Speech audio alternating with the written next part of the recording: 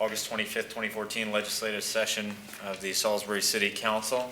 I want to thank everyone for joining us this evening. We have a relatively packed agenda, mostly consent agenda, but before we get started, just a couple of quick announcements.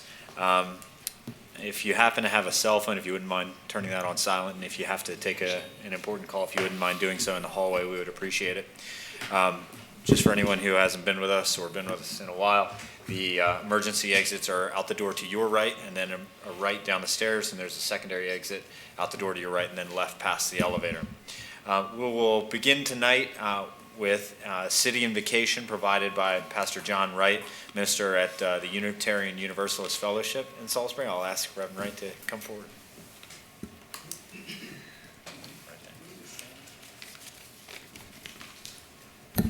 I invite everyone to enter with me. God is talking to me. Okay, let's try that again. I invite everyone to please stand, since half of you are already doing that, and enter into a spirit of prayer or meditation with me as I pray.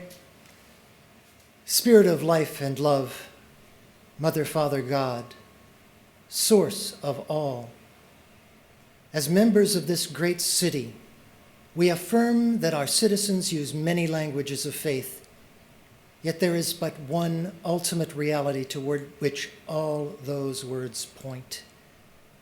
Whatever words we use, however we conceive of that deep mystery, our purpose here is the same: to work for the common good.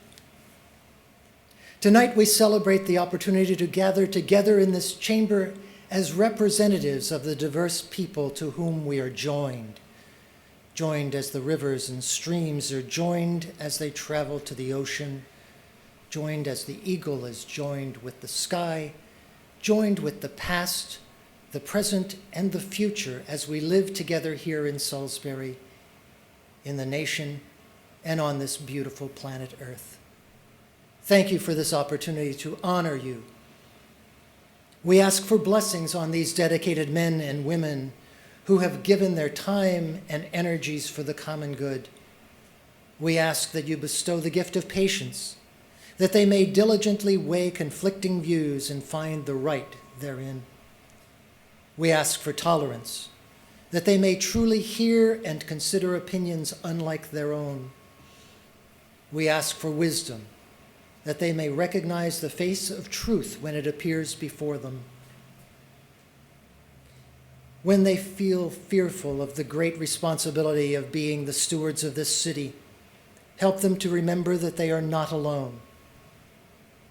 When they feel overwhelmed or in despair, allow them to take a breath, to step back, and to remember their purpose. And when they feel hope, when they see possibility, call on them to take a breath, to step forward, and again, to remember their purpose. For their purpose is the same for us all: to work for the common good and to strive to make our community and our world a better place. These things we ask in the name of all the names we use to call on you, that supreme power that guides us, whatever our traditions, to act in ways that are loving, wise, and just. Shalom, salam, peace. Amen. Thank you, Reverend. If you'll join me in the Pledge of Allegiance. I pledge allegiance to the flag of the United States of America and to the republic for which it stands, one nation, under God, indivisible, with liberty and justice for all.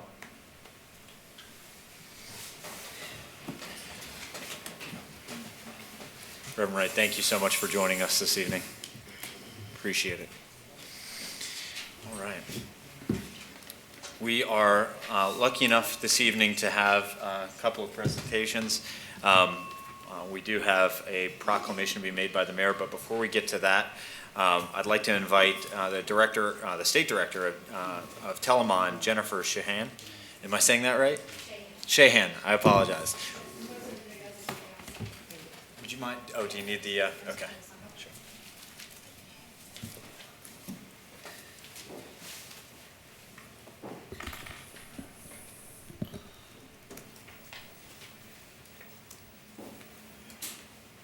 Great. Thank you. Well, first off, I want to thank you for letting us come and present to you guys tonight. We are very grateful to be here.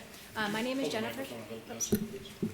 My name is Jennifer Shahan. I am the State Director for Telamon Corporation for Maryland and Delaware, and this is Rosa Rodriguez. She is the Operations Coordinator for Telamon for Maryland and Delaware right now.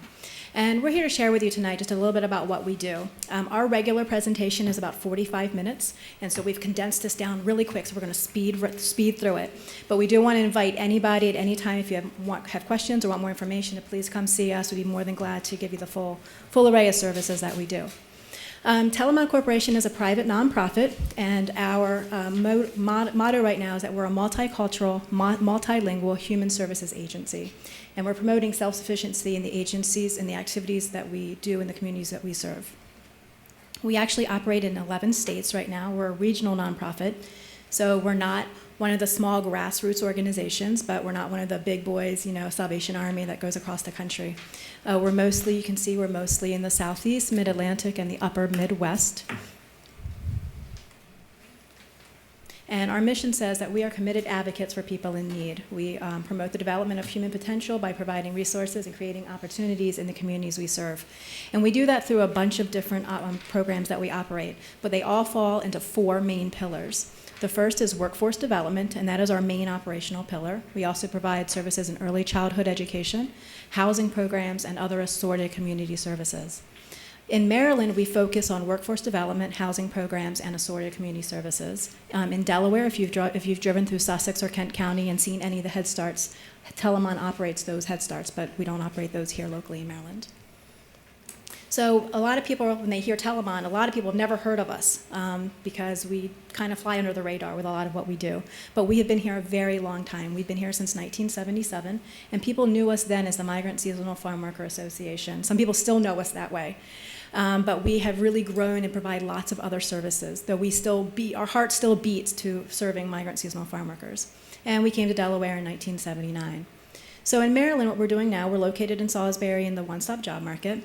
We provide 2 main workforce development programs, the National Farm Worker Jobs Program and the Out-of-School Youth Program for Wycomico County. We also provide additional educational programs, English in the Workplace, which is an ESL, vocationally based ESL program, as well as GED coaching for adults who are interested in obtaining their GED.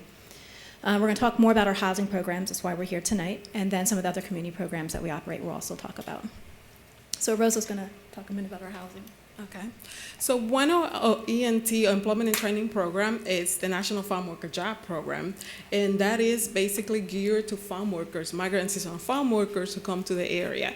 So when they come to the area to work on the crop season, just like tomatoes, watermelons, corns, and all the vegetable, and then at the end of the season, they want to stay in the area. They want to become citizens of Maryland. And so they come to Telamon, and we assist them to become fully engaged in the community. We help them find employment. We do that throughout job readiness classes, different training, because we want to help them to become self-sufficient and become citizen of the Maryland. And that's one of our program that we offer on our employment and training program. Thank you, Rosa. And this is a federal program under Department of Labor. It's one of the only 2 national federal WIA programs. So everybody who we serve through this program is legal and able to work in the United States.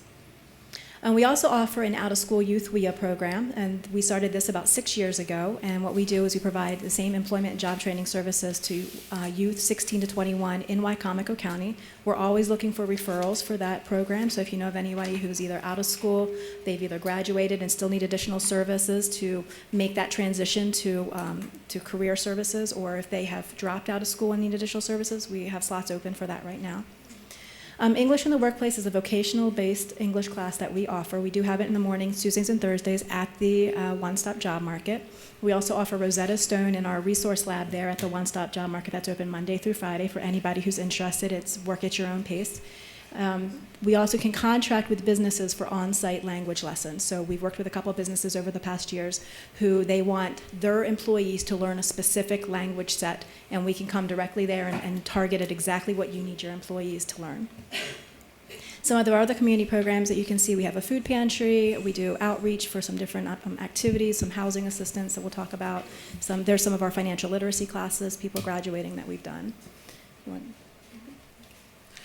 So under our community health education program, we have very different training, workplace safety training. And one of them is the pesticide safety training. When farm workers are working out in the field, they're working where pesticides are being applied. And then we go out and train them how to protect themselves from pesticide. And we do that in English, Spanish, and Creole as well. We also do pesticide awareness, and that's where we go to the migrant school, where we teach children how to be aware of pesticide when their parents come home. We do heat stress, and we know people working outside in the heat during the summer month is very dangerous because they can have a heat stroke. So we go out as well and train everybody who works out there in the field to how to protect themselves from the heat stress. Another one that we do is limited exposure to around pesticide in the family, and that is where we teach family about to become aware of the pesticide that we use at home. Sometimes we don't think that we have pesticide at home, but like bleach, things like that we use, Kleenex, chemicals that we use at home, they can become dangerous not only to adults but also to our children. So we go out and train people, train the families about that.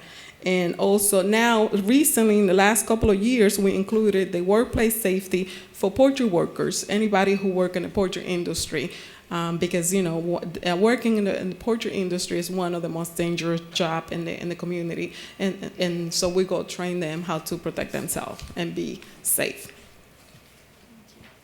So what we're here today to talk to you about specifically is our housing programs. We do offer a few different programs already: emergency shelter through the EFSP grant. We offer housing assistance to farm workers. We offer financial literacy to English, Spanish, and Haitian Creole speakers in the community. And we're also a HUD-certified counseling agency. We're one of only 3 in Wycomico County. SNHS and Shore Up are the other 2 certified housing counseling agencies. And we've been a HUD-certified counseling agency since 2011, I believe. And we do that in both Maryland and our Delaware office. So we decided that we wanted to expand the services that we offer in the communities that we serve here. Once you become a HUD-certified counseling agency, you are highly certified. In order to gain that, you have to have trained staff. You have to have really high internal, fiscal, and programmatic reviews done. And we've passed all of that. We maintain that integrity.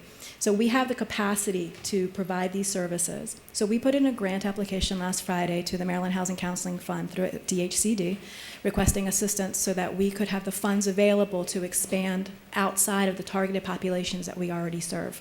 So we currently do serve migrant seasonal farm workers, we currently serve out-of-school youth, and we also currently serve a small limited English population, limited English-speaking population. So the grant proposal that we submitted would allow us to expand those services throughout 8 counties in Maryland, but also in Salisbury as well. Our staff have flexible work schedules. They work nights, they work weekends. We work at locations where the customers are, not just in our business office from 8 to 4:30. And that's something that I think is really critical when we're trying to help people with housing counseling services, people who are trying to fight to save their home. We're there to help them do that. So that's what we're asking here tonight, to talk a little bit about that. Rosa's going to pass out the grant application to those of you at the front here. We propose to provide this home ownership counseling services to additional over 500 people throughout the 8 counties, and we provide in English, Spanish, and Haitian Creole. We've also attached a copy of our annual report, which has just came out. We just received it today. This is our most recent annual report, and we didn't bring enough for everybody in the audience, but if anybody wants it, we have additional business cards. Just let us know, and we'll send you a copy. It's no problem. So what we're asking tonight is just support. We're not asking for any money or anything. We're just asking for support for us to continue expanding our housing programs in Salisbury, Maryland. We're also looking for referrals. If you come across, through your constituencies, if you come across anybody, especially those who are limited English proficient, but anybody who needs assistance in housing counseling, please refer them to us. We'll pass out our business cards in a moment. We're also looking for volunteers. Anytime, we're a nonprofit and we do things on a tight budget, so there's always a need for volunteers for various things that we're doing. And again, as I said in the beginning, we'd be more than happy to invite everybody. Anytime you want to come out to the One Stop and see what we're doing, or if you want to get a full overview of the other projects that we operate, we'd be glad to come and do that. So, any questions? Shahan, Yes. first of all, thank you. Appreciate your providing us with this information, and appreciate the great work you're doing in our community. Wondering if you can just provide, not having looked into your annual report yet, provide an idea of how many people your housing services in our community are serving today, and what the expected growth would be. Yeah, that's probably not going to be broken down by the state in the annual report. That is for our whole entire corporation. I can get you those numbers. Off the top of my head, I don't have them, but they're in the hundreds. They're in the hundreds. Last year, our HUD numbers were around 250, close to 250. I can send you all the numbers for our last fiscal year. I'd be interested to know. Okay. Thank you. Other questions from the So much information, so little time here. Is there a point at which you propose or intend to present your entire presentation? And who will you reach out to give that presentation? We have our business cards that we'll pass out to you now. And anybody who wants the full presentation, we can come and do it at your leisure. Okay. Do you have a website? We do. It's www.telemon.org. Okay. And that's spelled T-E-L-E-M-O-N? No, Telamon. Telamon. Yeah. .com. I don't. Thank you. I didn't put it on there. Yeah. Thanks. There, it's on the bottom of Thank you very much. www at the very bottom. I have one quick question. Yes, Do you ma'am. know, because we were talking about the migrant camps earlier. Thank you. Do you know in West Oak about how many people you serve there? We were down there this summer. There was about 500 people still there. So it's really gone down over the past couple of years. Back about a decade ago, it was up to about 750. They've knocked down some of the barracks. So there's about 500 people that are there right now. And you work with them also, Yeah, right, yeah, in your office? Not all 500 of them. Many of them aren't eligible for our NFJP Okay. program. Okay. So, but we do provide food service and pesticide safety training. All the services that aren't DOL related, we can provide to those individuals living at the camp. Okay. Any other questions? Thank you so much. We appreciate it. Thank you both for sharing. I'll now turn the podium over to Mayor Ireton. We have a special presentation to make.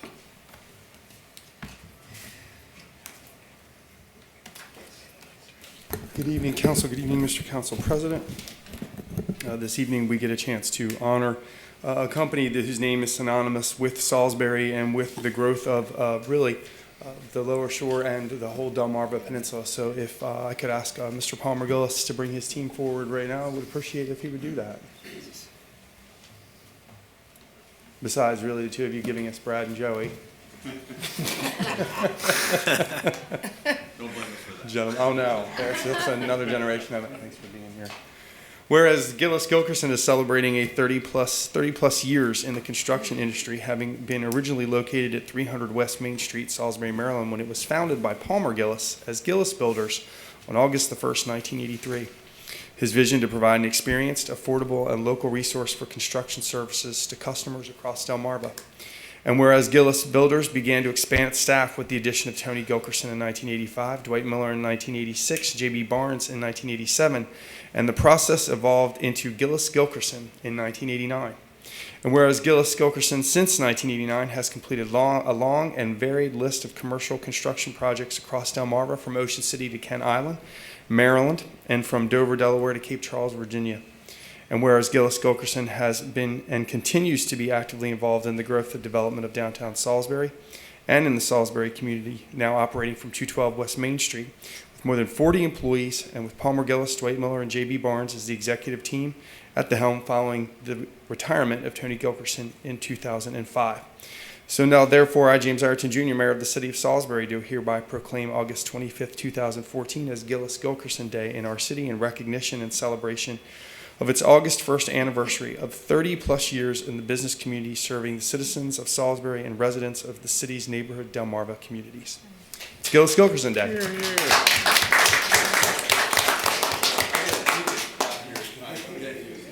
not be taking care of Mr. Gillis's ticket this evening, but we are going to ask him to come forward and accept the proclamation and say a few words. You all going to do this together? Are you going to draw straws, rock, paper, scissors? Here we go. Okay. Here, guys. Can we make like a real photo op? You want to do that real quick? I just saw you this morning at school. You're messing up my photo op.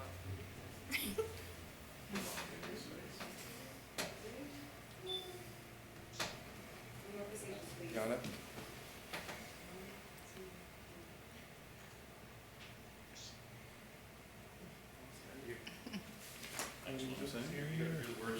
Well, thank you, Mayor Ireton, the City Council. Thank you, Mayor Ireton and the City Council for this recognition. And it feels like just yesterday, right, Tom? It just feels like just yesterday that I actually moved into the old gas station next to Spirit Van Ness's as our first office before 304 West Main Street. But it's been a long time downtown Salisbury. We're glad that we're downtown Salisbury, and we hope to have another 30 years downtown Salisbury and serving Delmarva. Thank you very much.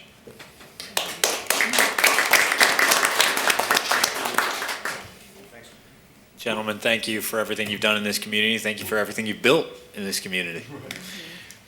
All right. I will now transition into the fun part of the agenda. I'll entertain a motion to adopt the legislative agenda as presented. So moved. Second. All right. Any discussion? Hearing none. All those in favor, please signify your support by saying aye. Aye. And the chair votes aye. All right. Now entertain a motion to adopt the consent agenda. So moved. Second. Second. Okay. Ms. Nichols.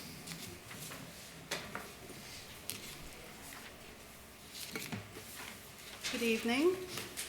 On the consent agenda tonight, we have the August 4th, 2014 work session minutes, August 4th, 2014 special meeting minutes, resolution number 2435 approving the reappointment of Brendan D. Frederick to the Historic District Commission for term ending August 31st, 2017, resolution number 2436 approving the appointment of Dr. Joseph Howard to the Salisbury Bicycle Pedestrian Advisory Committee for term ending August 31st, 2017. Resolution number 2437, approving the appointment of Julie R. Squeers to the Salisbury Bicycle Pedestrian Advisory Committee for term ending August 31st, 2017. Resolution number 2438, accepting a donation of a truck from the Salisbury Zoo Commission for the Salisbury Zoological Park. Resolution number 2439, approving the Chief of Police to enter into a memorandum of understanding and an agreement with allied federal, state, county, local, and special jurisdiction law enforcement agencies in the National Capital Region Law Enforcement Information Exchange for the purpose of warehousing intelligence information to be used by all participating agencies in the interest of public safety. Resolution number 2440, authorizing the Chief of Police to enter into a reimbursement agreement between the City of Salisbury Police Department and the Maryland State Police Grants Management Section to manage allocated funding for equipment and supplies for the Eastern Shore Information Center. Resolution number 2441, accepting grant funding from the Governor's Office of Crime Control and Prevention under the Stop Gun Violence Reduction Grant Ceasefire Council program, which is specifically intended to reduce gun-related crimes and target wanted offenders in the City of Salisbury. And resolution number 2442, to support Telemon Corporation's private nonprofit 501c3 grant application to the Maryland Housing Counseling Fund through the Division of Neighborhood Revitalization of the Department of Housing and Community Development. And that concludes the consent agenda. Okay. All those in favor of the consent agenda as presented, please signify your support by saying aye. Aye. And the chair votes aye. I just want to thank Mr. Frederick and Dr. Howard and Ms. Squares for their contribution to our city, their contribution of time, and also acknowledge and thank the Zoo Commission for their donation. We're very grateful. With that, I believe we're to the award of bids. I will entertain a motion to adopt, the award of bids. So moved. Second. All right. Mr. Cordray. Good evening. We have 3 items on the award of bids tonight. The first is a declaration of surplus of a handgun by the Salisbury Police Department. The City of Salisbury Internal Services Department Procurement Division received a request from the Salisbury Police Department to declare the following handgun surplus. A Glock automatic pistol, Model 30, serial number EW T978. Upon declaration of surplus and as approved by the council, the aforementioned handgun will be given to retired police officer Colonel Ivan Barkley. Additional details are noted in the department memo. Any questions? Hope you don't have to use it. Thank you. Ever. The next item is a declaration of surplus for bicycles by the Salisbury Police Department. The City of Salisbury Internal Services Department Procurement Division received a request from the Salisbury Police Department to declare 60 bicycles surplus. All items were found forfeited or unclaimed, and attempts to return items to known owners have been unsuccessful. It is the request of the Salisbury Police Department that items are either sold at auction or donated locally. A detailed list of the items is included. The Procurement Division requests council's approval to declare the noted items surplus and to allow the Salisbury Police Department to dispose of them as requested. Just one question. I don't know if is Chief still here. Then I'll- Stepped out for a second. Kim, would you mind? Sure.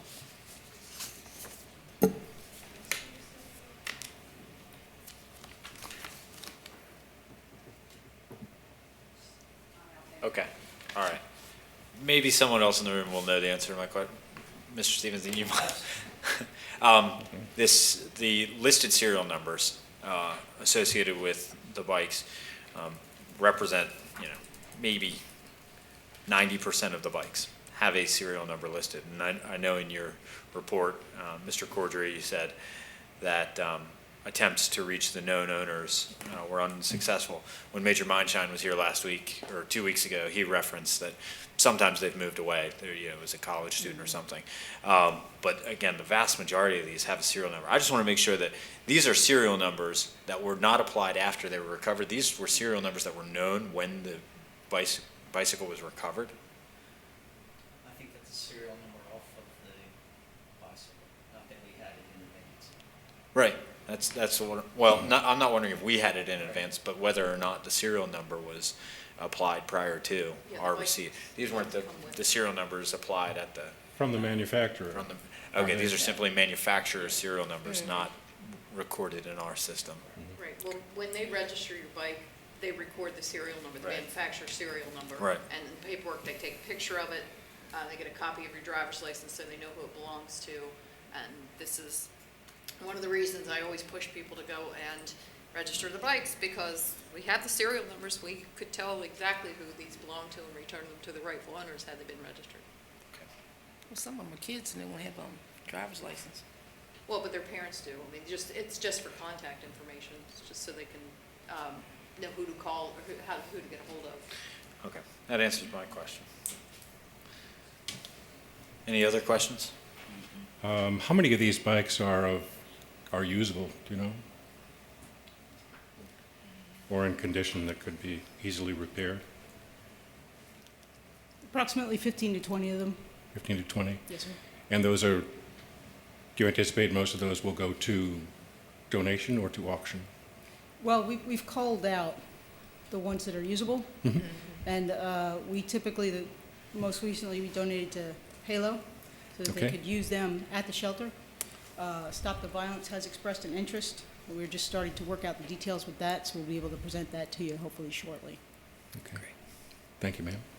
And Mr. Stevenson, the auction site is listed on the city's website, is that correct? Yes. Great. So if anybody's interested in looking at that inventory and putting a bid on it, so be it. Thank you. The final item is a declaration of surplus, Marine 2. The City of Salisbury Internal Services Department Procurement Division received a request from the Salisbury Fire Department to declare Marine 2 a surplus. The boat, an 18-foot Achilles inflatable boat, provides marine firefighting capabilities to the City of Salisbury Fire District. After a recent fire department exercise, the boat taken to Maritime Solutions was because of a leak discovered within a major seam. The city's insurance provider, Local Government Insurance Trust, sent a qualified appraiser to assess the boat and make a recommendation as to its repair. It was concluded that the repair cost would be close to the value of the boat, and as such, the insurance company determined that the Marine 2 was a total loss. Since the boat is currently located at Maritime Solutions, the Salisbury Fire Department recommends that the boat be turned over to Maritime Solutions as salvage, which relieves the city of additional towing and storage charges. As part of the insurance coverage, Legit will pay for the replacement costs for a comparable boat. The Procurement Division requests council's approval to declare the noted item surplus and to allow the Salisbury Fire Department to dispose of it as requested. Okay, any questions?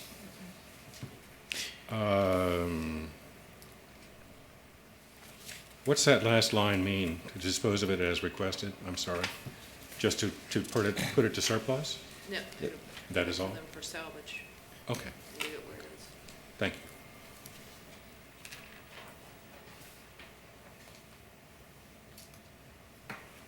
So the Maritime Solutions will keep the vessel in salvage. My only question is, when do we expect the transaction with Legit, and when do we expect to identify and acquire a new boat? There's a slight correction to Ms. Miller's memorandum, and that is that the deductible for the asset is 2/3 of the cost of the asset. Really, the insurance proceeds will only be a very small amount. We've enlisted the assistance of our volunteer fire companies to procure a new boat, and they have allocated enough funds to do so without expense to the city. Okay. And that will happen as soon as all of this transaction begins to happen. We were able to salvage the motor and the trailer because they were in great shape. But the boat was just the thing that was not salvageable based on it was cost prohibitive to repair. Understood. How old was the boat, Chief? We received it via donation, a grant, after 9/11 from a rescue company that no longer exists. So I believe it was 2013, or I'm sorry, yes. No, 2013 was a year ago. Right. 2003, sorry. 2003? Yeah, 2003. Okay. I believe is the date that we received it and is part of our city assets. Mm-hmm. How many hours do you think it had in use? That would be a total guess on my part. It served several primarily rescue missions on local waterways, ponds, and the like. I thought of it more of as your dive team's It was. vehicle. Mm-hmm. It was. Right, thank you. Thank you, Chief. May I make an editorial? Yes, sir. Today, August the 25th, 1872, was the foundation of the Salisbury Fire Department. So today is the 142nd anniversary of the great Salisbury Fire Department. Here, here. Happy birthday. I'm really glad you knew that, and it wasn't one of us, quizzing you. That's the way it should be.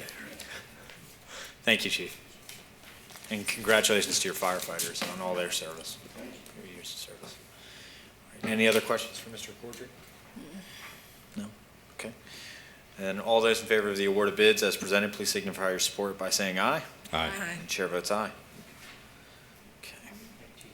All right, the next item on our agenda is ordinance number 2299 for second reading, authorizing a GO bond in the amount of GO bonds in the amount of $4.2 million.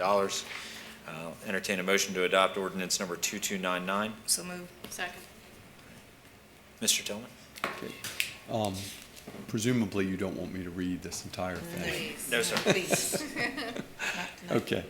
We went through at least the description in the beginning last time, but ordinance number 2299 99 is an ordinance of the council of the city of Salisbury to authorize and empower the city to issue and sell from time to time upon its full faith and credit general obligation bonds in one or more series in an aggregate principal amount not to exceed $4,200,000. The proceeds of the sale to be used and applied for the public purpose of financing, reimbursing, or refinancing costs as defined herein, which include issuance costs and capitalized interest of the public purpose project identified herein as facility renovation, Fire Station Number 2. I'll stop there for now. Okay. Other questions or comments?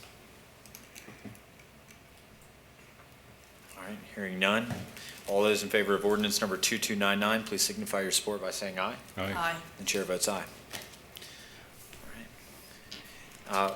Next item on our agenda is ordinance number 2300. This is also for second reading.